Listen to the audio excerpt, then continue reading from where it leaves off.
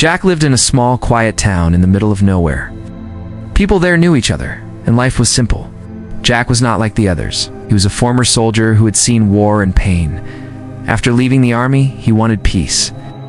He worked part-time at a repair shop and helped old folks around town. Most days, he just wanted to be alone. One evening, Jack stood outside his house, looking at the stars. The night sky was clear, and the moon was bright. He often found peace in watching the stars. But that night was different. A flash of light moved across the sky, faster than anything he had ever seen. It was not a shooting star. It was something else. A loud sound followed, like thunder, and everything became quiet. Curious, Jack grabbed his flashlight and went into the forest. He walked for a while until he saw smoke rising between the trees. As he got closer, he saw a strange object buried in the ground. It was not a plane or anything made by humans. It was round, glowing slightly, and made of metal he had never seen before. He moved slowly toward it, and then he saw her. A figure was lying on the ground near the crash. She was tall, with silver skin and long white hair. Her eyes were large and bright blue. Her body looked weak, and she was hurt. She wore strange armor that was damaged. Jack stepped back, unsure of what to do. But then she looked at him. She did not speak. But he felt something. It was like her eyes were asking for help. Jack looked around. No one else was there. He had to decide. He took off his jacket and moved closer. She did not stop him. Slowly, he wrapped the jacket around her and helped her sit up. She was cold and shaking. Jack didn't know if she understood him, but he spoke anyway. "You'll be okay. I'll help you," he said. He helped her walk back to his truck, which he had parked at the edge of the forest. It was not easy. She was weak and spoke in a strange language. Still, they managed to reach the truck. Jack drove her back to an old cabin he used outside town. It was quiet and hidden. Over the next few days, Jack cared for her. He cleaned her wounds and gave her food and water. She didn't eat much, but she began to get better. She started speaking words he didn't understand. But slowly, they found ways to talk. She said her name was Jira. She was from a faraway world. She had escaped from her enemies who wanted her dead. Jira told Jack she was a queen, the last of her kind. She said he had saved her, and because of that, something ancient had begun.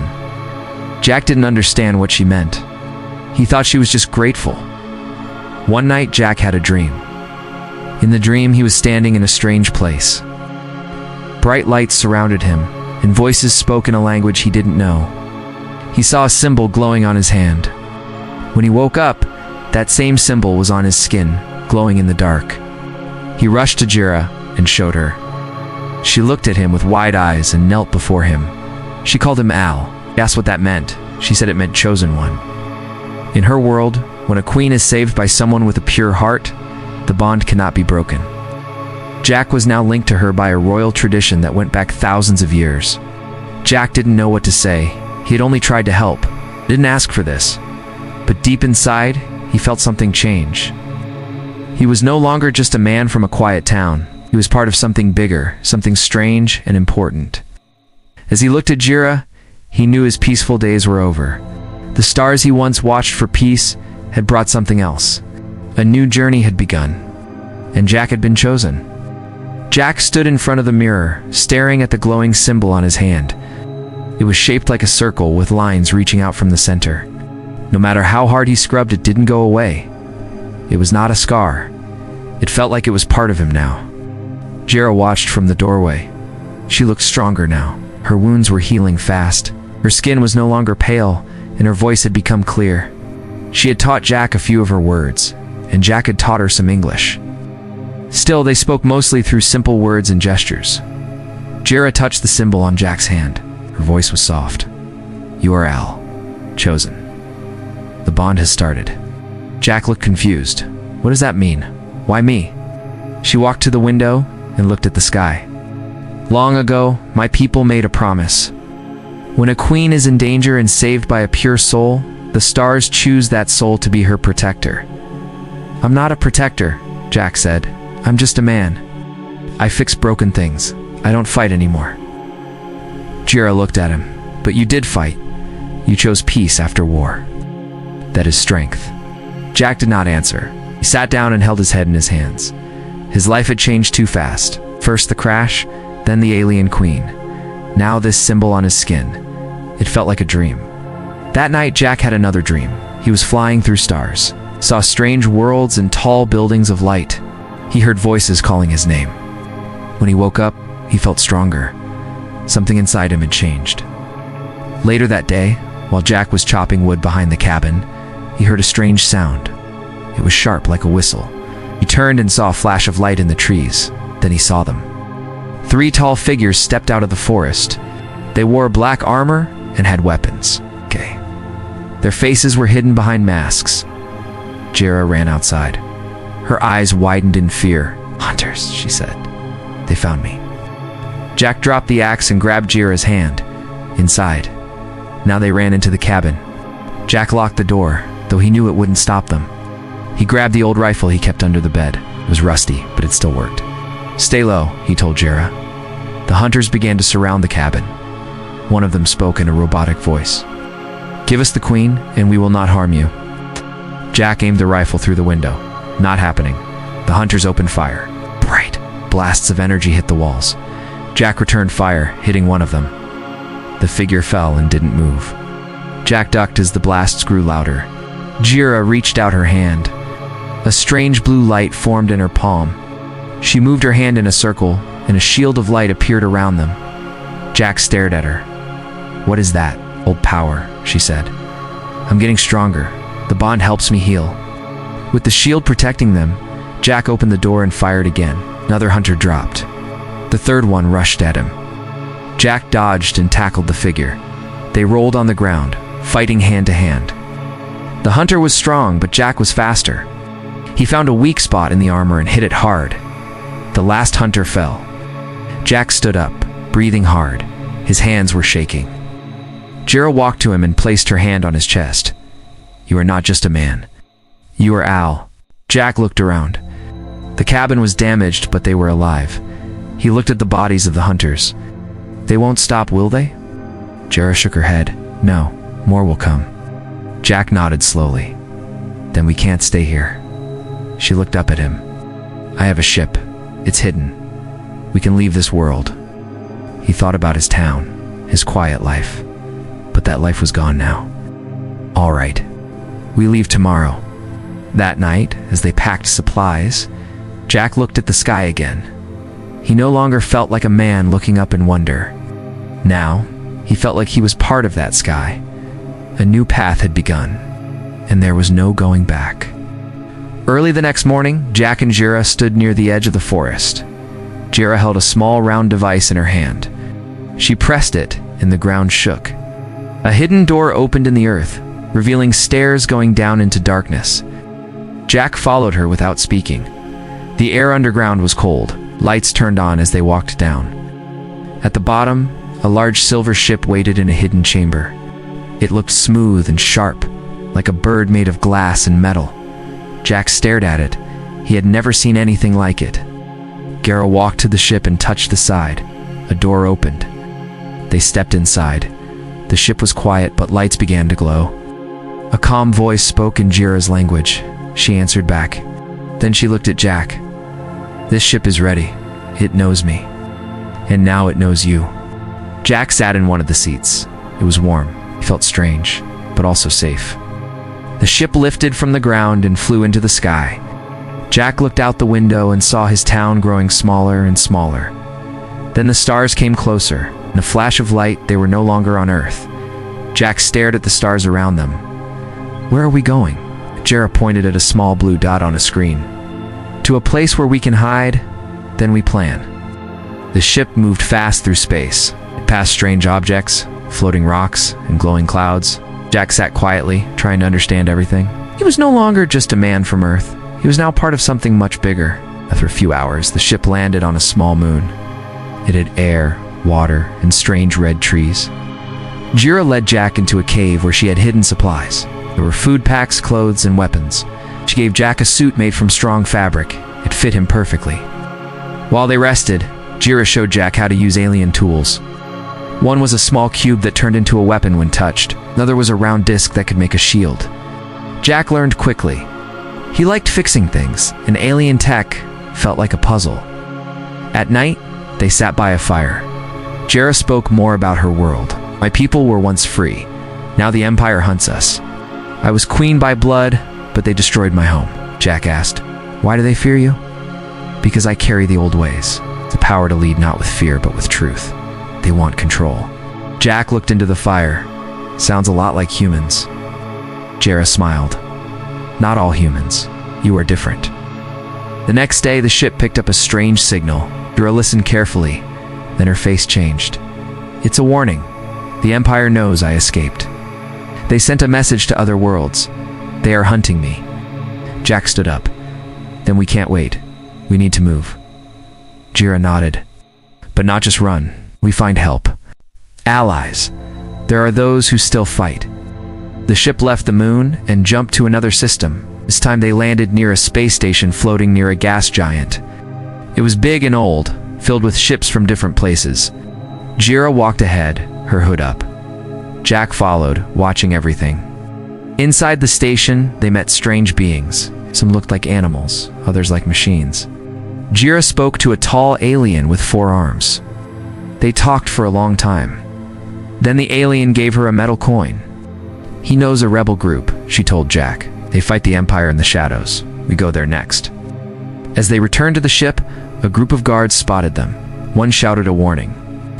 Ran, and Jack followed. Blasts of light flew past them. Jack turned and fired one of the alien weapons. The guards fell back. They reached the ship and took off fast. In space, the stars blurred again as they escaped. Jack breathed hard. He was getting used to this life. Jera looked at him. "You fight well?" Jack smiled a little. "You run fast." They both laughed for the first time in days. For a moment, the war felt far away. But Jack knew the fight was coming. He had made his choice. He would stand with Jera, no matter where the stars took them. The rebel fleet floated in the dark space near the edge of the Empire's border. Ships of different shapes and sizes moved into formation. Jack stood on the command deck of Jera's ship, watching the stars through the wide window. Jera entered the room. She wore armor that shone under the lights. Her crown was on her head, and her face was calm. "It is time," she said. Jack nodded. "Are the others ready?" "They are waiting for your signal," she replied. Jack pressed a button on the table. Map of the enemy base appeared. "We hit them hard and fast. Their defense lines are weak on the east side. We go in, take out the power core, and end this." Jera looked at him. "You speak like a true commander." "I just want to get it done," Jack said. "For your people, for everyone they hurt." The fleet jumped through space. In seconds, they reached the Empire's command hub. It was a massive station built into an asteroid protected by defense towers. As soon as the rebels arrived, the fight began. Jack gave orders with clear voice. Ships moved in tight groups. Fighters flew through narrow paths, dodging enemy fire. Jera stood beside him, using her power to boost their shields and weapons. Inside the station, the Empire's forces were in chaos. They had not expected a direct attack. Jack led a small team onto the surface. His group included warriors from 3 different planets. Each one trusted him. They moved through metal halls, fighting soldiers in black armor. Jack's blade flashed with energy. He was fast and strong. He moved like a soldier, but with the heart of someone who believed in the people behind him. At the center of the station, a large door blocked their way. Jera stepped forward and placed her hand on it. Light spread from her palm, and the door opened.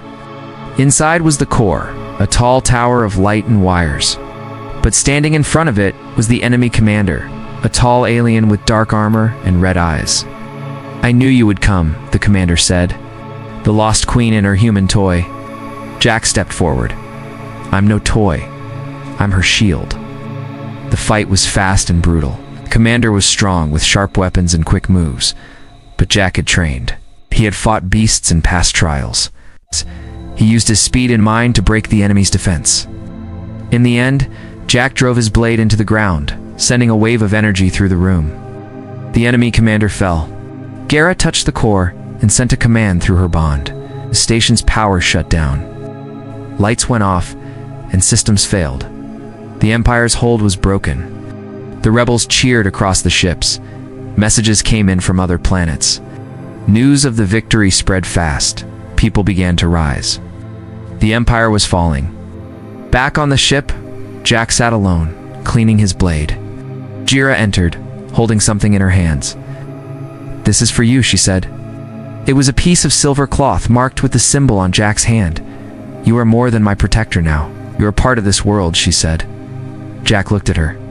"I didn't ask for this, but I don't want to go back either." "Then stay," Jira said. "Stand with me. Not behind me, beside me." Jack stood. He took her hand. "I will." Together, they walked to the front of the ship. The stars ahead were wide and endless. Gara spoke softly. "The galaxy is changing, and they will remember your name." Jack smiled. "Let them remember both of us." The ship moved forward, leading the fleet. Behind them were voices of many worlds. Ahead of them was a new future. And so, the human who was chosen by the alien queen became more than a warrior. He became a symbol, a bridge between two worlds. A light in the dark. Her story was only the beginning. The ship moved fast through space, passing stars and planets. Jack stood beside Jira at the front window. He looked calm, but his heart was heavy. They were getting close to her home world, a place she had not seen in years. Jira pointed at a green planet on the screen. "That is my world. It was once full of light, now it is silent." Jack nodded. "Are you ready?" Jira looked at him. "I must be. If I want to lead again, I must take the trial of ancients." "What is that?" Jack asked. "It is an old test. Every ruler must pass it. But because I am bonded to you, we must take it together." Jack took a deep breath. "Then let's do it." They landed on a high mountain above the clouds. The air was thin. Old stone paths led to a large gate. The gate opened by itself as they walked forward. Inside was a great hall built from dark stone. At the center, a tall figure stood. It had no face and wore long silver robes. "Who comes to claim the throne?" the figure asked. "I am Jira," she said. "I seek the right to lead." "And the human?" the figure asked. "He is my al. We are bound." The figure nodded. Then the trial begins. The hall changed. The stone floor turned into sand. Jack and Jira stood in a circle surrounded by tall walls. Gates opened, and strange creatures stepped out. They looked strong, with armor made from bone and sharp weapons. Jack raised his blade. Jira stood by his side. The first creature charged. Jack moved fast, dodged, and struck. Another came, then another. Jack fought hard, using the skills he had learned. Jira used her energy to protect them. Together, they moved like one. Time passed. Jack was tired, but he did not stop. Ow! Blood ran down his arm, but he kept fighting. Ow! Jira's power glowed brighter with each moment. Finally, the last creature fell. Yes. The sand vanished, and they stood in the hall again. The tall figure looked at them. "You have passed the trial." Jira bowed her head. "Then I may lead again." "Yes, but you are not alone anymore. Your al has earned his place." The floor opened, and a crown rose from the ground. It was made of crystal and metal. Jira took it in her hands. She turned to Jack. "This crown is not just for me. It is for us. You are part of this now." Jack smiled. "I never wanted to be king." "You are not," she said. "You are my equal." That night, the people of the mountain gathered. They were few, but they remembered Jira. They cheered and lit fires. Jack stood with them. He saw how much they had suffered under the Empire's rule. Their eyes were filled with hope. Later, Jack sat with Jira by a quiet stream. Stars shone above them. "You did not have to save me that day," Jira said. "But you did." Jack looked at her. "You did not have to trust me, but you did." They sat in silence for a moment. Then Jira leaned her head on his shoulder.